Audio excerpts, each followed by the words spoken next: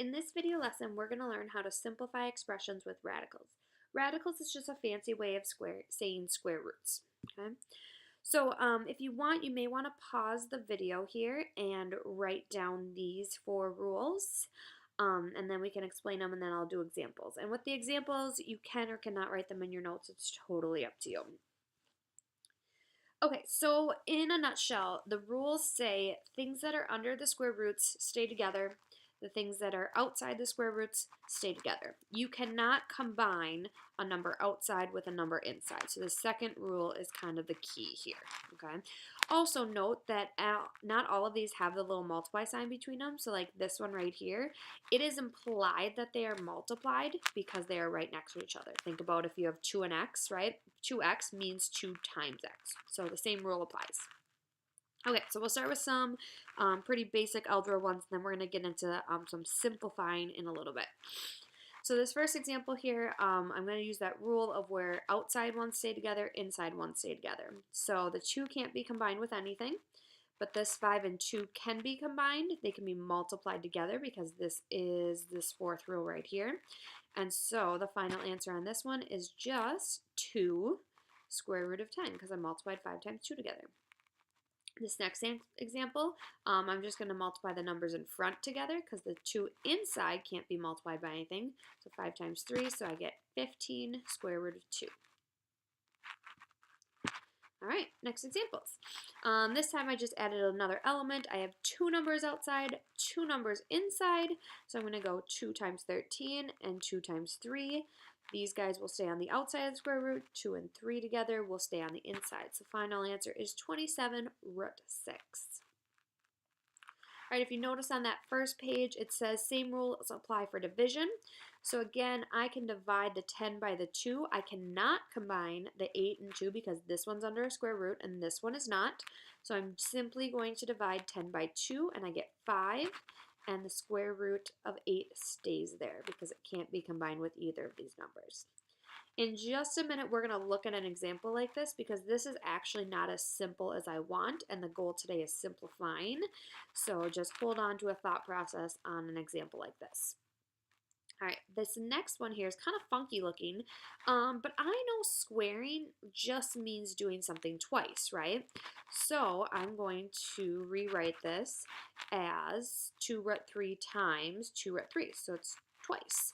Well, now it's turned into this problem above it where I can combine the numbers outside and the numbers inside. So I got 4 square root 9. All right, now we're already there. You guys know how to square root 9, right? So we can simplify this even more. So the square root of 9 is 3. And if you recall what we said before, when it's not written in, it's implied that it's a multiply. So I have 4 times 3. So the final answer is 12. All right, so now we're going to get into a problem like this one back here with the 8 underneath the square root. What if you have a number inside the square root that you can't take the perfect square of, that you can't square root? So that's the next rule. So if you want, pause the video again and copy this rule into your notes. You probably actually want to write this note too. Look for the largest perfect square. And then I'll kind of explain this little box off to the side. Okay, so again, what we're trying to do is say we get a problem like this, square root of 18, okay? You could type that in your calculator and get like 4 something, but the problem is you're going to have a bunch of decimals after that, and we're never going to be able to write all the decimals because it's called an irrational number. It literally never ends, and so that's called approximate. I want an exact answer, okay? And that's impossible to do with a calculator. So we need to figure out a way to break this square root of 18 down into something that has more numbers outside than inside, if that makes sense. So what we're trying to do is we're trying to figure out 2 numbers that multiply to 18 where one of them can come out in front. Okay, and so that's where this note comes here. Look for the largest perfect square. So the perfect squares are the numbers that are under the square roots over here. I just started the list. I figured you could probably finish it.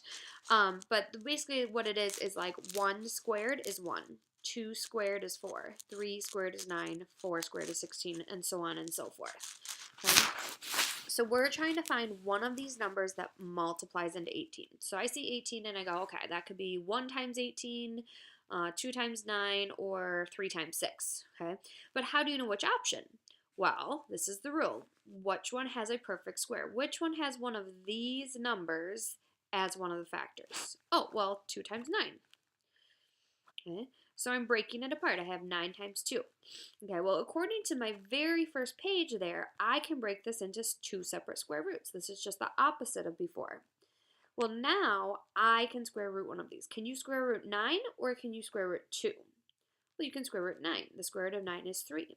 So I can take a 3 out in front, and then the 2, because I couldn't simplify it at all, just stays inside the square root. So this right here is your final answer. This would be a simplified version of the square root of 18. Okay, now we're going to do it a bunch more times. All right, so square root of 75. So again, you're trying to find what times what equals 75. Okay. I'm going to go through this pretty quickly, so if you want to pause and think about it, feel free. Square root of 75 is 25 times 3. That's a great choice because this is a nice perfect square. The square root of 25 is 5. So all I'm going to do is pull this number out in front, and the 3, nothing could happen to it, so it stays inside the square root. So again, this is my final answer. This is the simplified version of square root of 75. All right, let's do some more. Like I said before, it's actually kind of nice to have these numbers out in front of you, so I still write the numbers off to the side of my paper so I have that visual so I can find which one multiplies into the numbers inside the square root. So 63 is getting a little bit bigger, so if you want, you can kind of go through the list and be like, okay, so 64 obviously doesn't multiply. Does 49, does 36, does 25, does 16, does 9? Oh yeah, 9 does. 9 times 7 is 63. Again, which one can you square root? That one comes out in front. The square root of 9 is 3. Okay, what if there's other numbers in here? Well, again, we're just going to combine it with that first page of rules where I'm actually just going to ignore this 3 and we'll deal with it later. But remember, this is a 3 times square root of 80.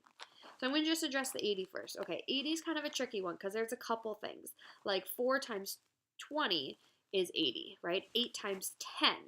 Okay, neither of those are good options though because one of them has to be one of these numbers, but it's got to be the biggest number. So 4 times 20 is true, but there's actually a bigger perfect square in there. Okay? So the square root of 80 can actually be broken down as 16 and 5. Okay? The square root of 16 I know is 4, so I'm going to pull that out in front. Again, everything is multiplied here, so really the answer is 12 square root 5. Okay, another one. We're going to combine the numbers out in front, the numbers inside. That's quick and easy. Oops, there we go. Can't find it. There we go. 10 square root of 18. Okay, 2 times 5, 3 times 6. Okay, now this one's not done because 18 can be broken down. We actually just did this one, but we'll do it again. 18 is 9 times 2, and 9 is really a 3. So I just skipped a step and I combined 10 times 3 times 2. Times square root of 2, excuse me. So this is the final answer. So sometimes you have to do a couple steps. Okay, one more way to simplify radicals.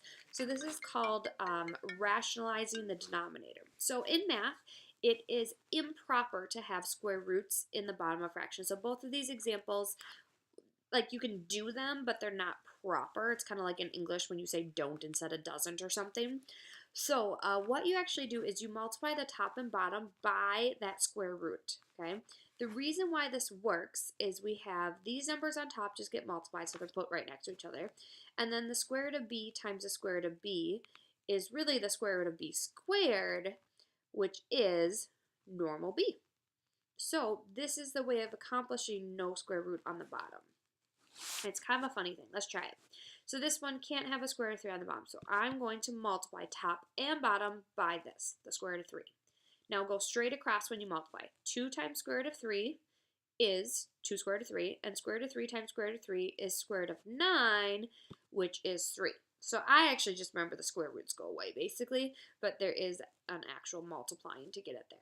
So this is your final answer.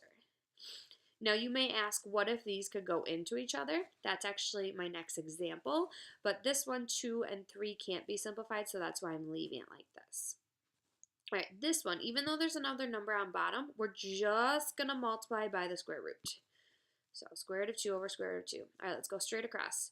4 square root of 2 is on top.